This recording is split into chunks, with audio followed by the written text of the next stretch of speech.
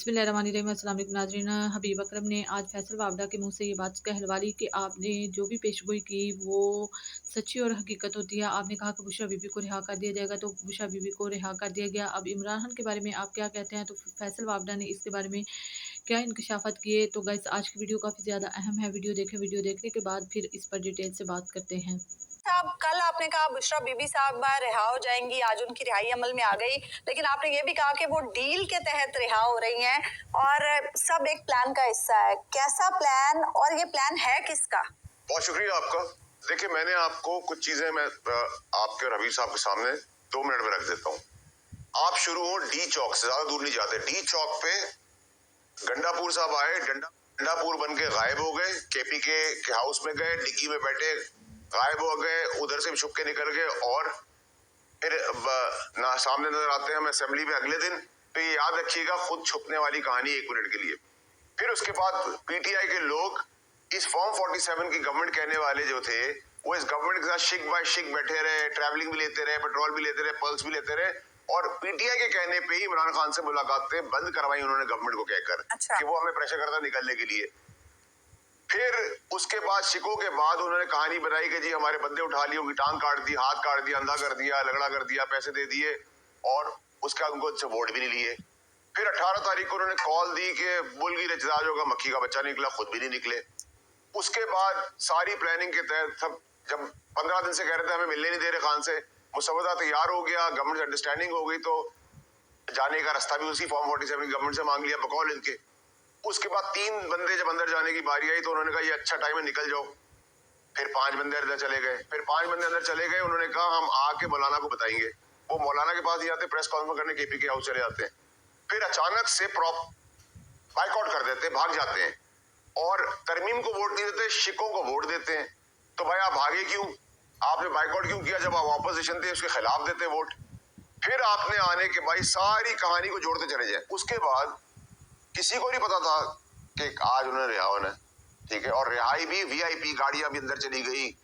अच्छा, अब कौम से सवाल ये और आप वेरीफाई कराएगा कि अगर ये कुछ व्हीलिंग डीलिंग कुछ नहीं है तो फिर बनी गाला के इतराफ में पौधे, पेंट, रंग रोगन कई दिनों से क्यों हो रहा था, जो अभी वेरीफाई भी कर रहा है मीडिया। आप भी कर लें। तो अगर किसी को पता ही नहीं था, अचानक कोई चीज हुई है, तो ये सब रंग रोगन क्यों हो रहा था? फिर उसके बाद वो घर जाती हैं उनका इतने महीनों के बाद और तकलीफ से हैं, थकी भी हैं, उनके बच्चे उस घर में नहीं आते, वो उस घर से वापस निकल जाती हैं। देख, अगर खुदा ना खास्ता मैं अंदर हूँ 9 महीने के लिए, तो मैं घर आके रेस्ट करूंगा, मेरे बच्चे सामने आएंगे। मैं जाता हूँ, क्यों जाता हूँ? क्योंकि सबके अपने अपने बोझ हैं, अपने अपने बच्चे हैं, गोगी फ्रेंड्स हैं, सबके अपने इश्यूज हैं। उनको एक सोच हो सकती है कि घर आईपी ने भक्त तो नहीं कर दिया। तो जो अब इस सारी चीजों के अंदर बेनिफिशियरी कौन है? अच्छा, इसमें जो असेंबलियों में, सेनेट और असेंबली में बैठे हुए वो ज्यादातर वो लोग हैं जो इमरान खान के लिए प्रेस कॉन्फ्रेंस खिलाफ करके आगे बैठे हुए। अच्छा। तो अभी अब गेम ये है कि सारा मलबा सियासी जहन्नुम की आग में इमरान खान को झोंक देना है, उसके करदा गुनाह और ना करदा गुनाह भी उसमें थोप देने। बाकी सब ने अपनी 1.5 इंच की मस्जिद बना के निकल जाना है, चाहे वो वज़ीर आला हो, चाहे उनके वजीर हो, एमएनओज हो, सेनेटर्स हो, एमपीएस हो, या उनके कपड़ों से ज्यादा करीब लोग हो, उनके बच्चे हो, उनकी व्हीलिंग डीलिंग हो। और उसके बाद मैंने आपको कहा कि 26 से मुलाकात होगी और 26 से रेगुलर मुलाकातें होंगी। वो भी ऑर्डर आपको सामने ऑर्डर भी आ गया उसके ऊपर। अब आप मुझे बताएं कि जी इससे पहले मैंने ये भी कल कहा कि कोई और केस नहीं बनेगा कि हिडन केस के तहत उनको अरेस्ट कर देंगे। तो मैं तो कौम को सच बताऊंगा, और बहनों को भी अंदर करने के अंदर डिले जो किया जा रहा है वो पीटीआई के इसी फ्रैक्शन ने कहा उनको अंदर रखो। लेकिन मैं आज से जोर लगाऊंगा जो मेरा बस में है कि उनको रिहा किया जाए। अच्छा। क्योंकि वो मुखलिस है अपने भाई से और एक धड़ा भी तैयार हो गया है।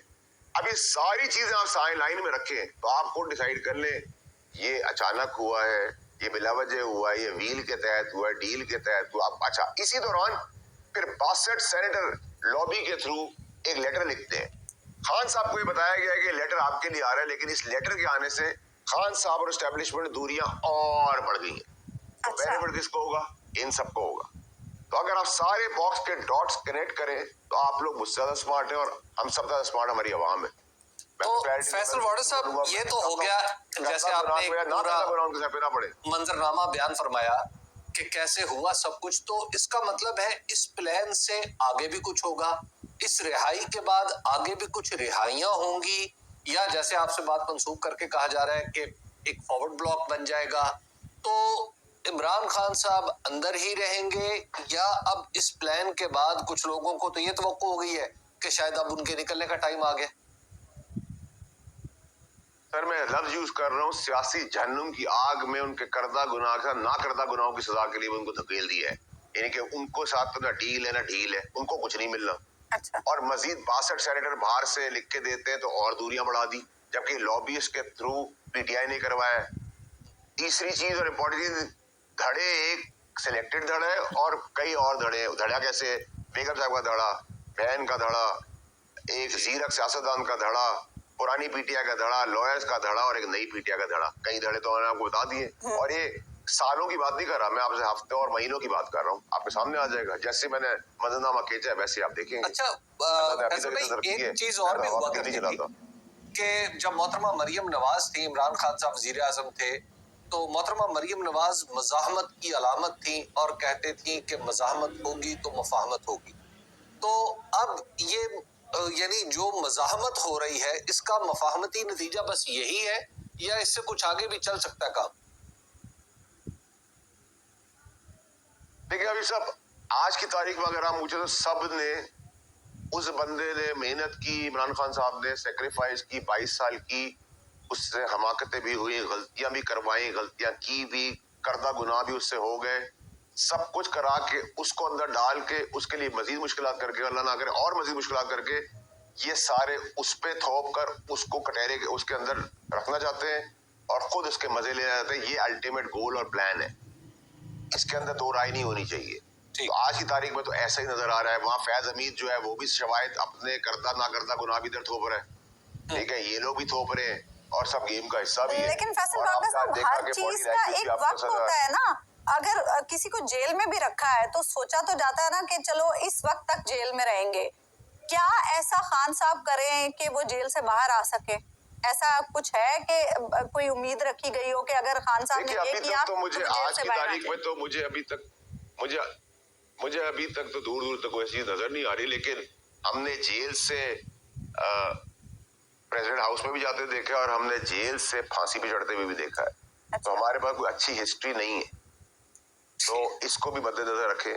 निकलने को तो आप कत्ल करके भी निकल जाते हैं, जिसकी वीडियो हमने देखी थी कोयटा के अंदर।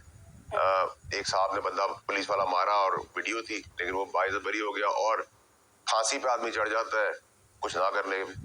तो ये तो हमारे मुल्क का अनफॉर्चुनेटली निज़ाम है। लेकिन अभी हमारा जो मकसद है वो ये कि जो कौम को धूल झोंक रहे हैं और एक आदमी को उस तबाही के कटहरे पे ले जा रहे हैं, सिर्फ अपनी सियासत, अपने पैसा, अपनी दौलत, अपनी पर्क्स और प्रिविलेज एंजॉय करने के लिए। तो ये एक्सपोज होना बहुत जरूरी है, क्योंकि आप अगर जिनको फॉर्म 47 कहते थे उनको भी आपने लीगलाइज कर दिया। हम फॉर्म 47 का आप बात भी करते हैं, गपशप भी करते हैं, मिलते भी है, उनसे चीजें भी करवाते हैं। तो ये कौम का बड़ा अफसोस है कि कौम अपने बच्चे ले आए, वो मरवा दे, उनको जेलें करा दे, उनकी जिंदगी तबाह कर दे और खुद मजे ले।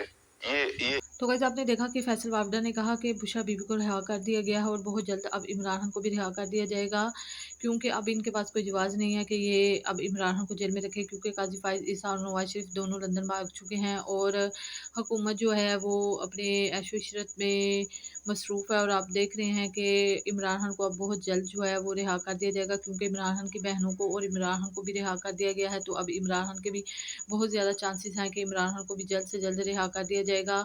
और मुझे लगता है कि अब बहुत वो दिन दूर नहीं है जबकि इमरान खान जेल से बाहर होंगे। तो गाइस इस वीडियो के बारे में आप क्या सोचते हैं, कमेंट बॉक्स में अपनी राय का इज़हार ज़रूर किया करें। वीडियो को लाइक और शेयर कर दें। अगर मेरे चैनल पर नए हैं तो चैनल को सब्सक्राइब कर दें। मिलते हैं अगली वीडियो में, तब तक के लिए अल्लाह हाफ़िज़।